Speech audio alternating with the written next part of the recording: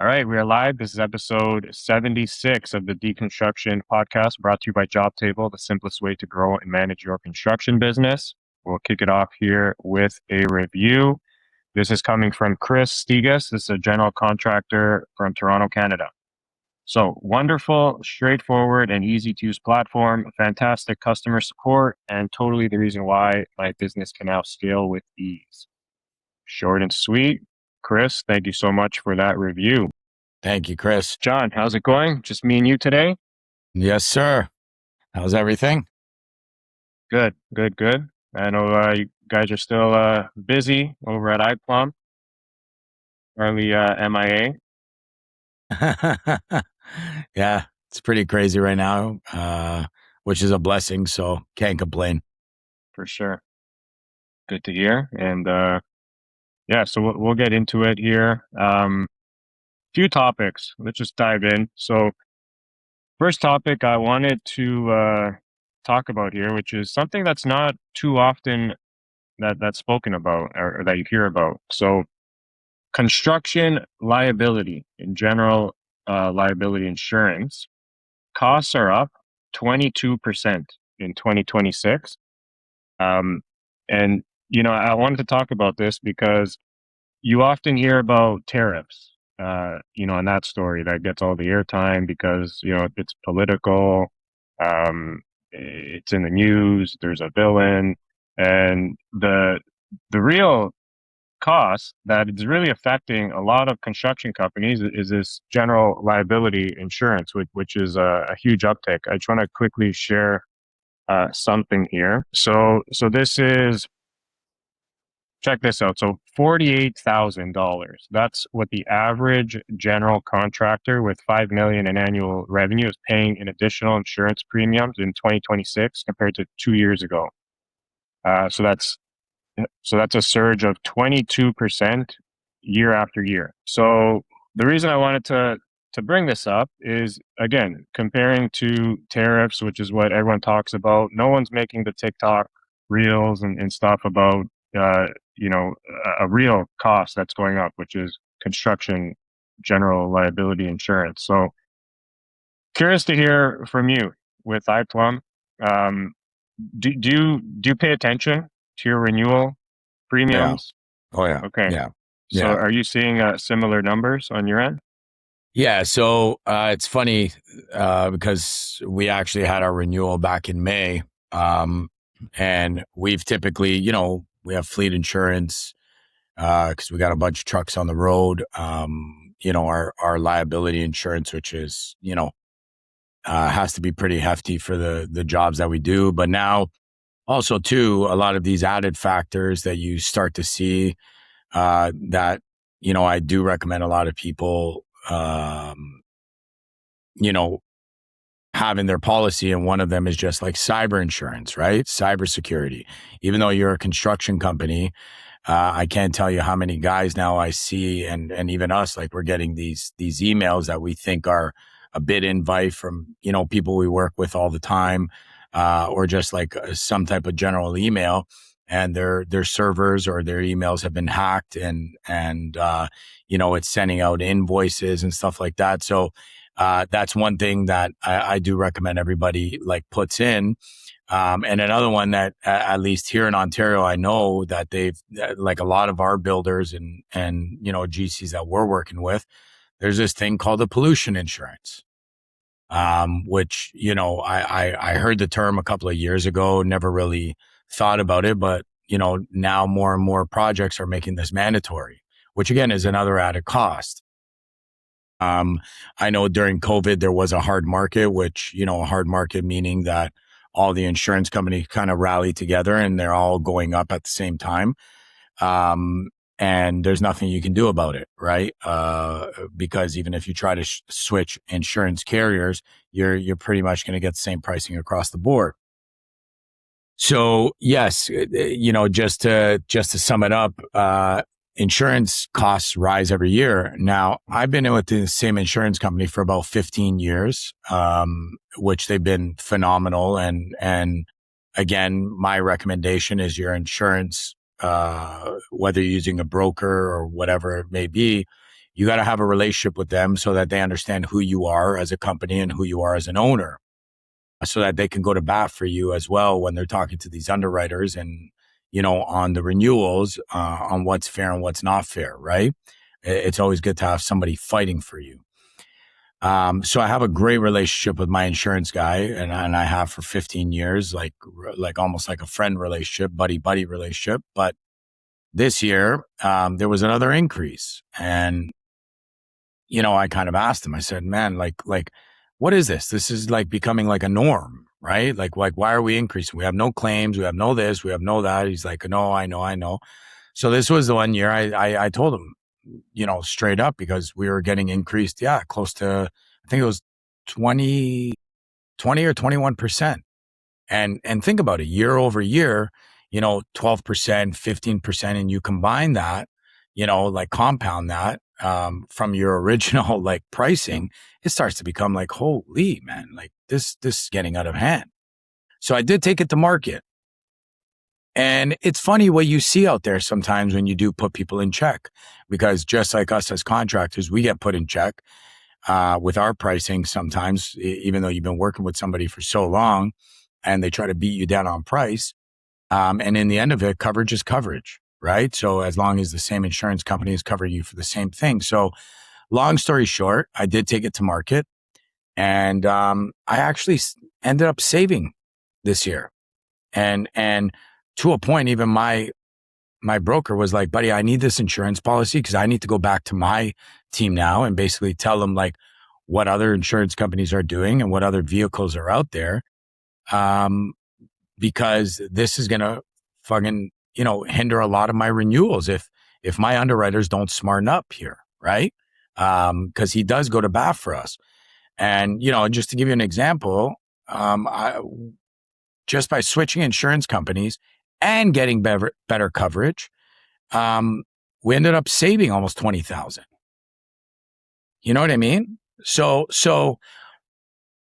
there are rising costs. Now, don't get me wrong. This insurance company we're with now, one of the biggest in the country. I have no doubt in my mind that next year they're going to try a little bit of an increase, and the year after that, and the year after that. But the reality is, look, you can't switch insurance companies all the time. They don't like that. So that's one thing I want to be very, transparent about, and let all of our listeners know about that, because they start to catch wind and sometimes they won't even quote you. But when you've been with somebody for so long and you've been loyal to them and you have a clean slate, and year after year and year after year and year after year, and then when you go back and try to fight for the rates, they're coming back with minuscule, and you take it to market. Sometimes, you can save a lot of costs. And that's why, just to sum this like up, Kosta, you got to always look forward to these renewals, whether it's insurance, whether it's anything else, and just see what the company's trying to do with you, right? Because if you're a loyal client, just like we talk about all the time, as a sub trader or whatever, if you're loyal to your GC or to your clients, you don't want to like constantly increase prices, right? Just to make a bigger margin, right? Because if you get put in check, right, after 15 years of a relationship with this insurance company, I had to drop them, right? Yeah. And even to them, they were stunned, right? Because then they came back with what about if we do this? What about if we reduce this rate? It's like, yeah, but you're still not going to meet this rate. You know what I mean? And they're giving me everything you're giving me plus more coverage, right? Yeah. So it's like, it's I'm sorry, right? Like, you had to come with your best foot forward. And I just feel like you thought I was going to be complacent again this year and just renew because we are busy. But no, man, like these are big costs that are constantly being compounded. Yeah, for sure. And so, yeah, I feel like insurance, it's one of those costs that, especially for a company that's, a larger company or a company that's growing, insurance is a big line item on the expense side of things, right? And so, like for you, is the insurance, is that a cost, like these increase? If it's like 20% per year, is that something you price into a job? Like, how do you factor that in, or you just absorb it and eat it? year Yeah, after year. yeah, unfortunately you absorb it and you eat it. And the only way we've really, and I'm not saying it's the right way, right? But the only way I've looked at it is like, fuck, if it's going to cost me an extra 20,000 a year on my insurance, I got to get a few other jobs to make up for this. You know what I mean? Yeah, Which then again, yeah, sorry, go on. and no, that's why I kind of tied it into tariffs at the beginning, right? Because so why is it like tariffs? It's one of those added costs that people price in right away. It's like, why when tariffs get hit, materials increase, that you price that into your jobs right away. Whereas insurance, which for some companies might even be a bigger hit than tariffs, but you're not pricing that in. You can't. Why is That's the that? well, it's different, right? Because your insurance could have climbed because you fucked up on another job and your insurance came up for renewal. And what are you going to do? You're going to hit other clients up for that, right? Yeah, Hey, but I messed assuming up. you didn't do anything, but it just increased. Like again, the that's the data, 22% on average. Yeah, It's yeah, just the increase. yeah, it's crazy, right? It's crazy. I just saw another statistic too that it's like I think this year, and I don't know if this is one of your topics today, Costa, but like I just saw another statistic too that it's like, this is the first year that taxes are the biggest expense in a household. You know what I mean? Compared to like even like your essentials, groceries and stuff like that. Like, yeah, just everything just keeps increasing. And what I find is so costs have been increasing slowly, slowly, slowly. And I don't want to sit here and bitch and complain because yeah, it is what it is. But the problem is I feel like so the costs are increasing. You can't really increase your pricing too much, but then the requirements or the expectations have also increased. You see what I'm saying? So, like I just said to you now, right? At the beginning of this year, no, not the beginning of this year, maybe like fourth quarter of last year was the first job that, we got a signed purchase order and, we had to send in our, what we call startup documents where you send in all your, forms and WSIB and your insurance and everything like that. And, like the builder's office came back and said, hey, we noticed you guys don't have, pollution insurance. And it's like, pollution insurance, what the hell is that? So and I've heard about it before, but it's the first time I was asked. It's not like I'm bringing, gasoline to job sites and stuff like that. So I was like, does this even pertain to me? Should I before I respond, obviously I got to educate myself and, ended up doing my own research and then, calling my insurance guy and saying like, dude, what is this? And it's like, yeah, this is becoming like a requirement now, So it's like, it's like the requirements are going up. People are expecting prices to stay the same. And what's happening is it's hitting the bottom line. And I think the reality is that, for the past, 15, 20 years, obviously the market on everything has been on a big upswing, right? After COVID, I feel like, there's been a definite shift in, let's say, profit margins, expenses, um, and I feel like we're just in a harder time right now, right? I feel like to make money right now, it's a lot harder than it's ever been in construction, in my opinion. I know some people might not agree with this, just from the industry that I operate in, the people that I talk to. It's harder to make a buck now, where before it was, I don't want to say a license to print money, but it was, the margins were a lot greater. Where now they're becoming slimmer and slimmer and slimmer, and it's become, it's because costs, whether it's insurance, whether it's gas, whether it's fucking tariffs, whether it's shortages, whether it's COVID, whether, so many deciding factors in the last 6 years, I would say that have just turned a lot of things upside down, right? Like I've never seen so many people in the last 12-month like calendar, close up shop, right? Mhm. And I think this all has to do with it, right? It's just costs are rising, and I think people are not prepared to take on like the costs are not prepared to be handed over, like to the end user. Certain things, it's clear as day. Listen, if we're in the middle of a project, tomorrow we get hit with a tariff. Sorry, man. You know what I mean? We didn't see that coming. I know you didn't see that coming, but I'm not paying for that. You know what I mean? It's happening. It's like a global thing, right? Or like at least all across Canada, where, this insurance thing, yes, it's going up, but what I would recommend is have a good relationship with your insurance broker. And if not, maybe 2 or 3. And sometimes you got to put people in check. Yeah, but to see that's my whole point. That's why I thought this topic was interesting, because, like you said, in the last 12 months, you haven't seen this many shops close their doors, right? And same, I agree with that. We see it all the time as well.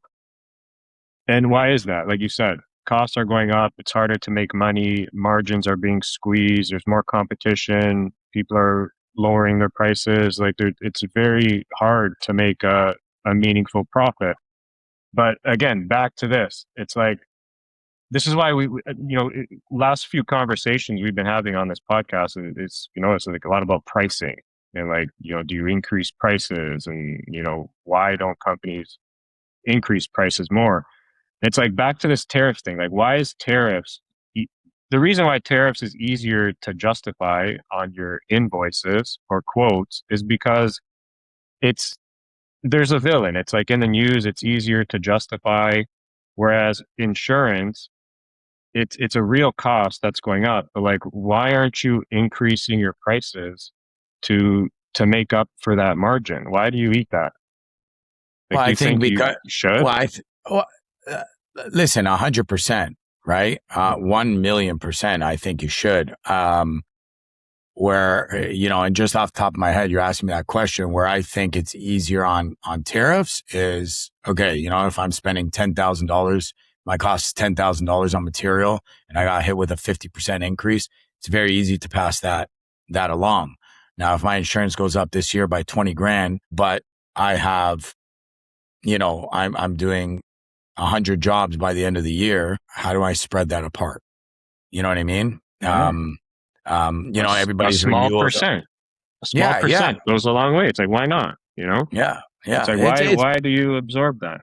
Yeah, it's true. It's true. I agree with that. And listen, man, like, that's why for me personally, that's why, I put my insurance guy in check, and it killed me to, you know, um, not go with him this year. And actually it did the opposite for me, right? It actually saved me money, even from my last year's rate. But I am a loyal guy, and it did kill me. Like, I remember we're sitting here for like an hour and a half, and it's like, man, like, we don't call each other like every couple of weeks now, like, and it's like, no, we're still going to do this. Like, he's still, like, we've become buddies, and, he wants a shot at my next year renewal, and hopefully they come correct. But that's what I would say on insurance, man. Like, on this topic, especially, again, you can't jump around year to year. Insurance companies know that. Like, you have to show a loyalty to whoever's giving you a good price, and, yes, it's going to increase year after year or stay stagnant. And you got to show some type of loyalty to that insurance company in order for it to be beneficial for you. But, if you've been with the same one for, 4, 5, 6, 7, 8, 9, 10 years, and every year it's going up, I think right now is the time to put them in check and see what the actual market is saying.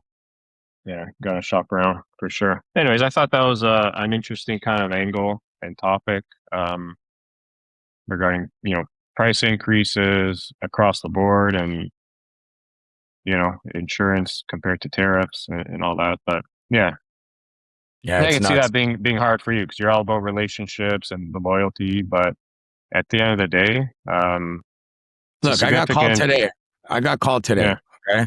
I got called today. We're doing this project. They've been asking us to push. We've been pushing. A lot of questions not answered. A lot of things not clear on the drawings, but it's like, just go, tie in here, tie in there, right? Now, all of a sudden, they turn around and it's like, yeah, we got to take down all this pipe and we got to reroute it, and we got to go all the way to the total opposite side. And it's like, okay, well, we put in a cost to change all this now, right? So I get a call this morning, and it's like, look, we don't have this in the budget. I know you guys didn't cause this and whatever. It's like, you ask us for a favor to move forward, to expedite because of delays. We did that, right? Now there's been a change. Now we have to change all this pipe, and it's not in your budget. So it's like, like I was just laughing on the phone today, and this is what this has become. It's become like, because again, I want to help, right? It's like, no, I get it. If I was in your position, I'd feel like, fuck, man, like, is there anything you can do to help me out? But it's like, man, everywhere you're turning right now, people are just, I always say, it's like, funny enough, it was an insurance commercial, where the guy's walking around, and this guy's like just following him with his hands in his pocket. And like, there's a song, hands in my pocket, and it just seems like no matter where you turn, it's like, that, don't make me feel like a bad guy, because I can't do this for you for free. You asked me to do you a favor. I did you the favor. Now you asked me to revert the favor and now pay for another favor. It's like, fuck, man. Like, Yeah. So Yeah. so this is just like, yeah, it's the industry right now, and I hope it does change. And again, I think it just comes back to, Kosta. It comes back to the economies, right? This is the reality. It's more expensive to borrow money. You don't see money flying around like it was. I think a lot of people, and for me, it happened like, during COVID and after COVID. I remember we had internal conversations where you just saw people spending left, right, and center. I even remember our, whatever, I don't want to say too many comments, but, our prime minister at the time, it's like, what was his comment? Interest rates are an all-time low, right? It's like, all right, well, now everybody's paying for it, right? And you can see it. You know what I mean? People are strapped. Right. They're Yeah. strapped. Yeah. Speaking of interest rates, that's another small topic I wanted to cover, because we spoke about this a few episodes ago, how because the housing market is kind of stagnant right now, people aren't selling. Instead of upgrading, selling your home and upgrading or whatever, a lot of people are renovating because they don't want to sell at this low market. So the Fed this is in the U.S. They end of July, so a couple weeks ago, they cut rates by 25 basis points, and they're signaling another cut before the end of the year. So now this is maybe shifting that conversation a little bit, where maybe, a lot of conversation about housing market picking back up again. Again, this is specifically in the U.S. I know Canada didn't. They held their rates last Fed meeting. So what do you think here? Do you think cheaper mortgages are going to pull people back into the housing market, slow down the renovation side of things because of that? Or because No, I know a lot of GCs and contractors where this is a big opportunity for them, assuming the housing market would stay stagnant. Because a lot of people, there's a lot of data that a lot of people were planning to use the equity in their homes to renovate. But does this change anything, in your opinion? no, look, I'm no economist, but I'm a big believer that the less you tax the people, the less, the less it costs to borrow, the better the economy. That's the reality, right?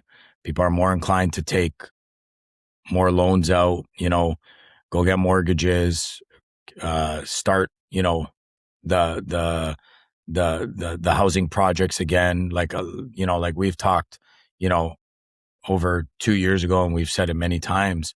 I know a lot of developers that they're sitting on land. They're like, yeah, man, I'm not doing anything. They're not selling. I own the land. I have everything ready to go, but the project's not going ahead because the juice is not worth the squeeze at this moment, right? And it makes sense financially. Why? Because rates are high, right? So When rates are high, people want to pay less because they can't afford the higher rate. And again, I think this is also like a human trait where a lot of times we live beyond our means. But yeah, I'm just like in the US, that's good, right? When you start seeing rate cuts, and again, we saw a rate cut, then we saw it go back up, and then, a cut again, and then stagnant. So on Canada, I can't speak too much because, I don't think we are in a good position personally, but, yeah, like the second tax is lower, okay? The second interest rate's lower. So if the basis points go down, obviously the same goes with the loans, right? So what happens is people are more inclined to spend money because they can afford it, right? And when you do that, what happens?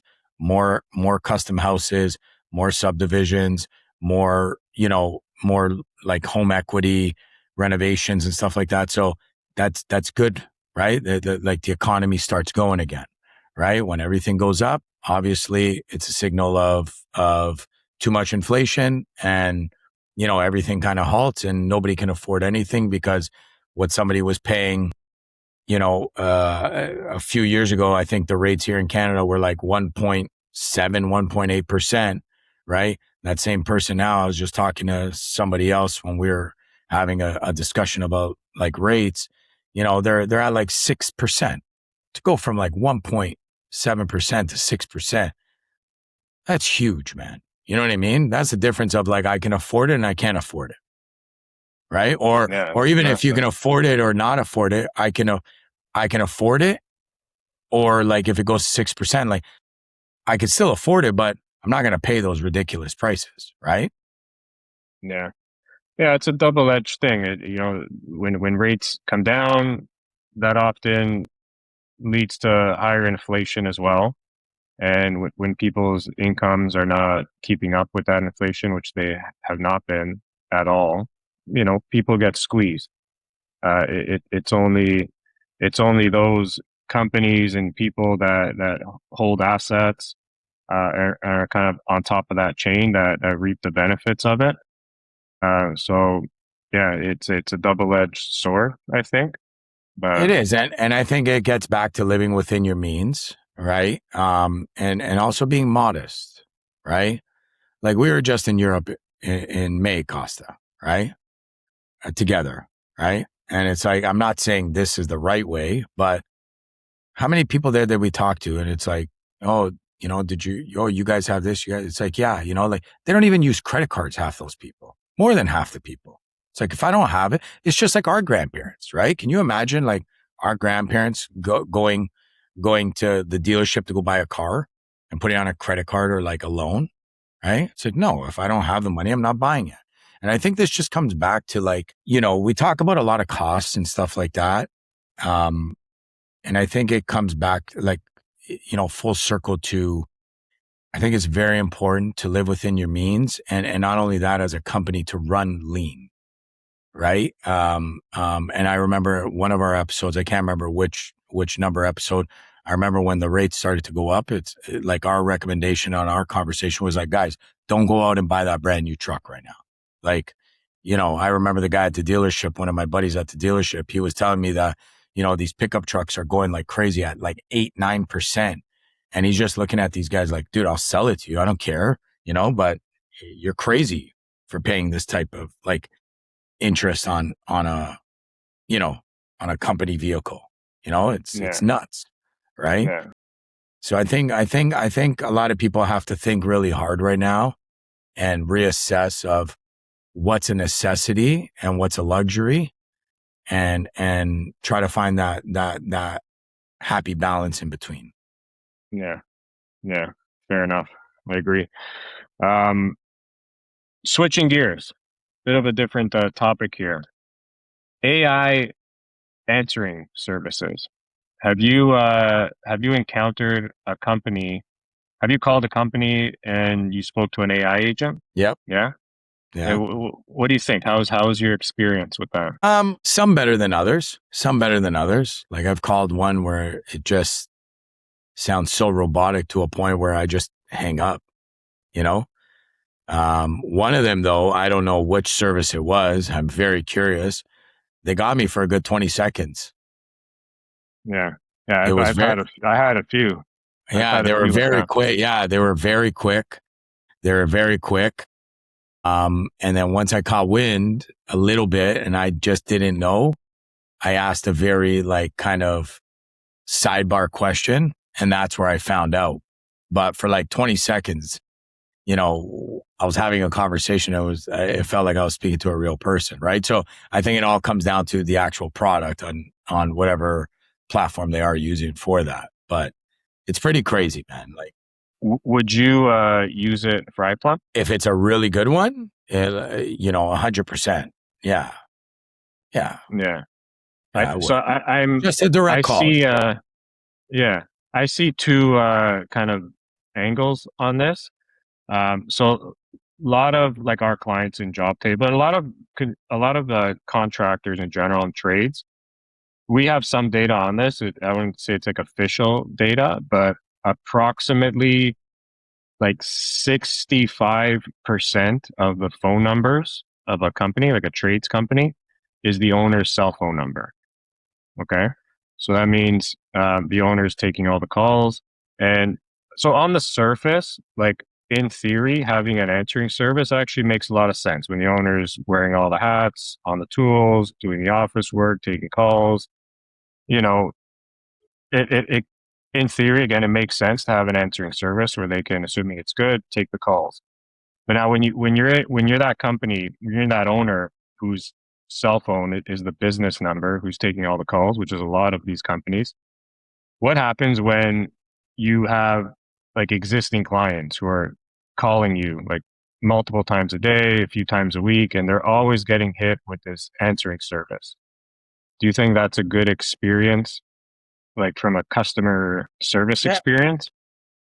Yeah, I see what you're saying. Like for example, like but even in my case, like there's a lot of companies or people that I need to call for whatever reason, like an owner of a company, and I'm getting this answering service, and every time it just like I just cut it off. It's like, hey, I need to speak to a human, and it's like it's very annoying to do that. Mhm. Yeah. So one of my good buddies he's my concrete, like an excavation. One of them, my concrete and excavation subs, he has an answering service.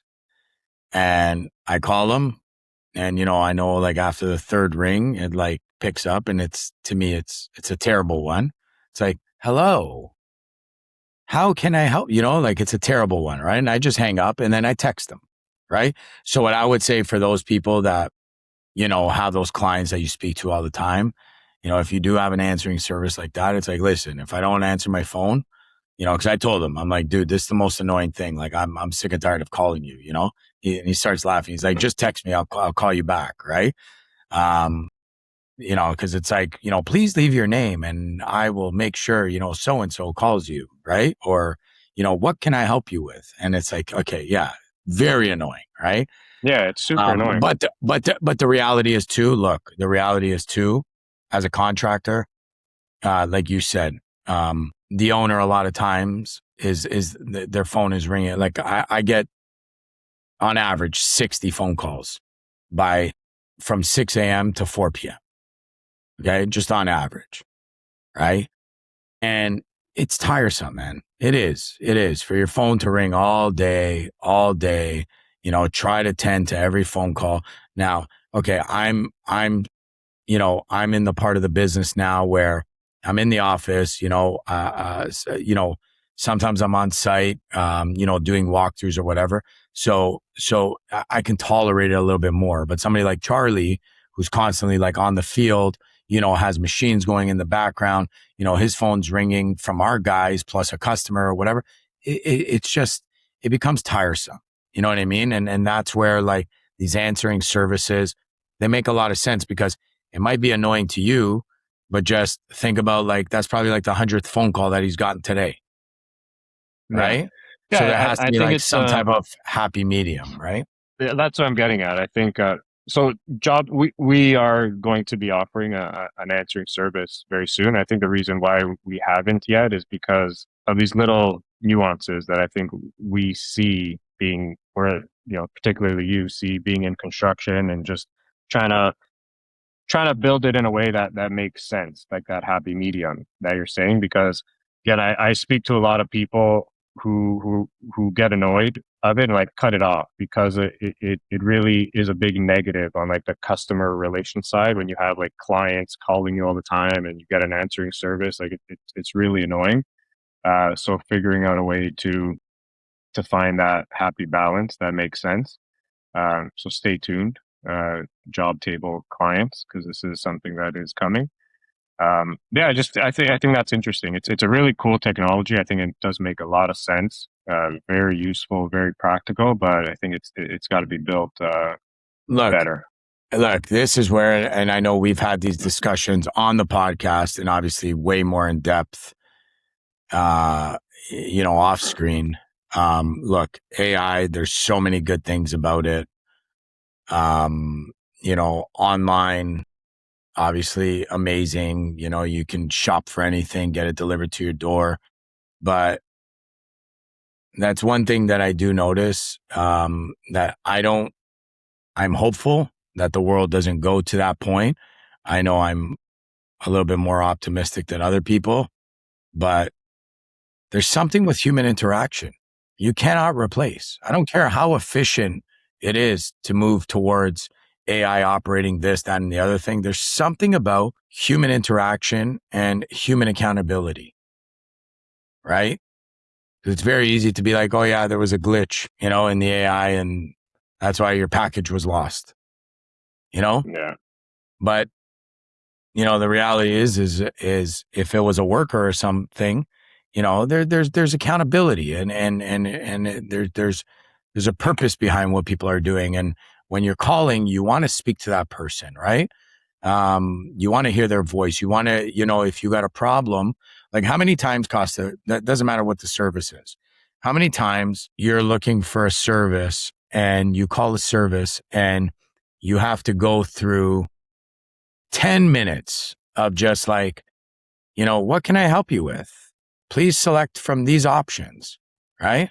Like I know when I call my phone carrier, I'm literally the whole time like pressing zero, pressing zero, pressing zero. It's like, sorry, I didn't get that. Can you please explain what you want? It's like, speak to an operator. Like I want to speak to a human.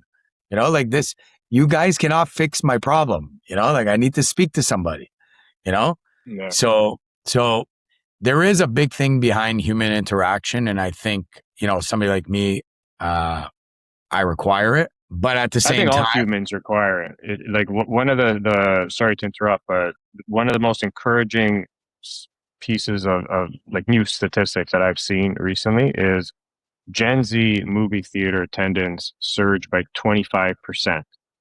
I think Cineplex had its best year last year, for movie attendance, like which you think would be like the total opposite. 'Cause like, people are on their phones, they're interacting online. Like, you'd think a lot of people are not getting together, but you can see this Gen Z generation, is seems to be reverting from that. Like you said, I think there's something innate in humans that you require that we're social beings. Like that's just the reality that's wired in us. And so I think like this specifically speaks to that, and it's very encouraging in my opinion.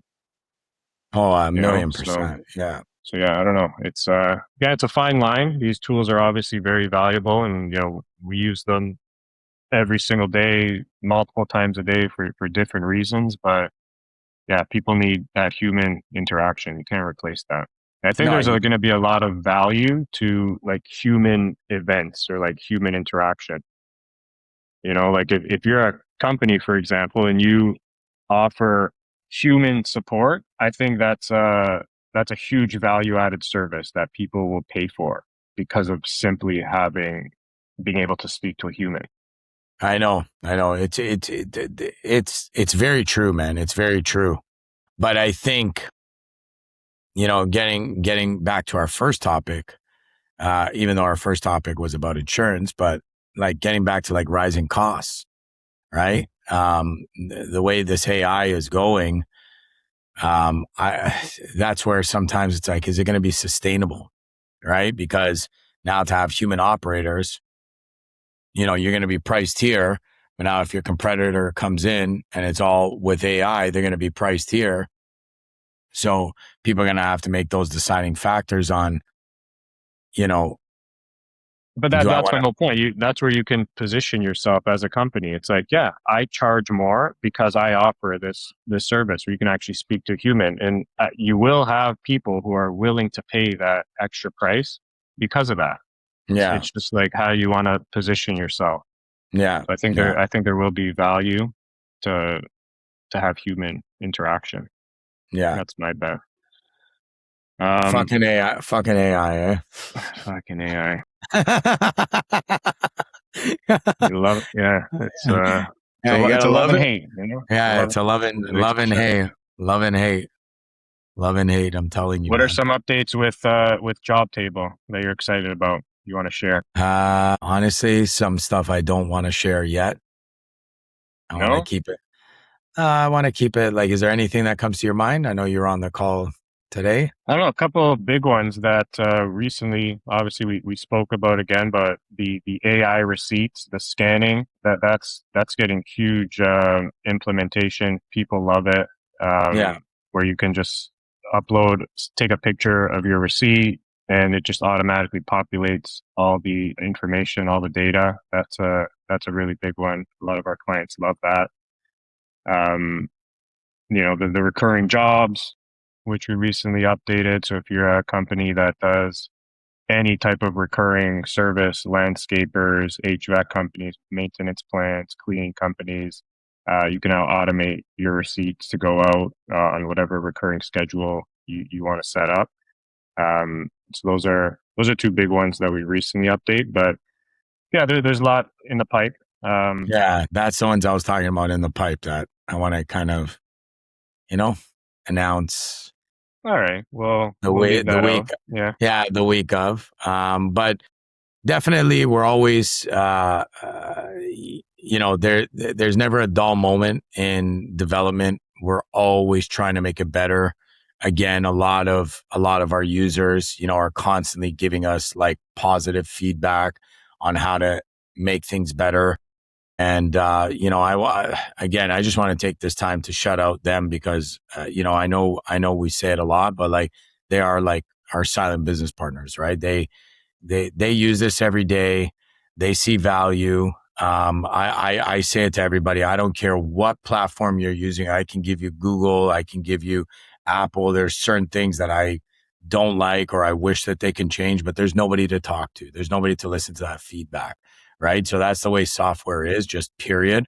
Um, I think that's what sets us apart from everybody is we're here to listen, right? Because only the more and more people that use it, the more and more feedback we get, the more and more implementations we can make, right? Just to make it amazing and save time and save headaches for anybody on the field, right? Because HVAC contractors, they have certain requirements that they would love to see compared to a painter, compared to a general contractor, compared to a roofer. So when you start getting this feedback from these users, it's just amazing because it's like everybody's sitting at the drawing board together, right? And I always say it's much easier as a community to try to fix any type of problem than just to try to go about it yourself. Yeah, yeah, for sure. All right. The last thing I want to say, if you're listening to this and you want to come on the pod, something you want to talk about, we're always open to having guests. So hit us up. You can contact us right on our website, message us on Instagram. More than happy to have any type of conversation with anyone. So if you have anything that's on your mind, something you want to talk about, things that you're going through, we'd love to have you on. So open invitation to anyone listening who wants to come on. And I guess we'll wrap there, John. If you're listening, got this far, we do appreciate it. Hit subscribe wherever you are listening. That does help us reach new audiences and help us get these conversations out. So whether it's YouTube, Apple, Spotify, we would appreciate that. And if you're a contractor looking to streamline your business and operations, check out jobtable.com. There's a 14-day free trial. No credit card required. You can just dive right in right away. And yeah, that's it. Anything All else? right. No, that's it, man. I just hope everybody enjoys the rest of their summer. Thank you again for listening. We appreciate all the support. And yeah, drop, like, subscribe, let us hear from you. All right. Sounds good. John, until next time. Okay, buddy. Talk to Take you care, soon. boys. Bye. Bye.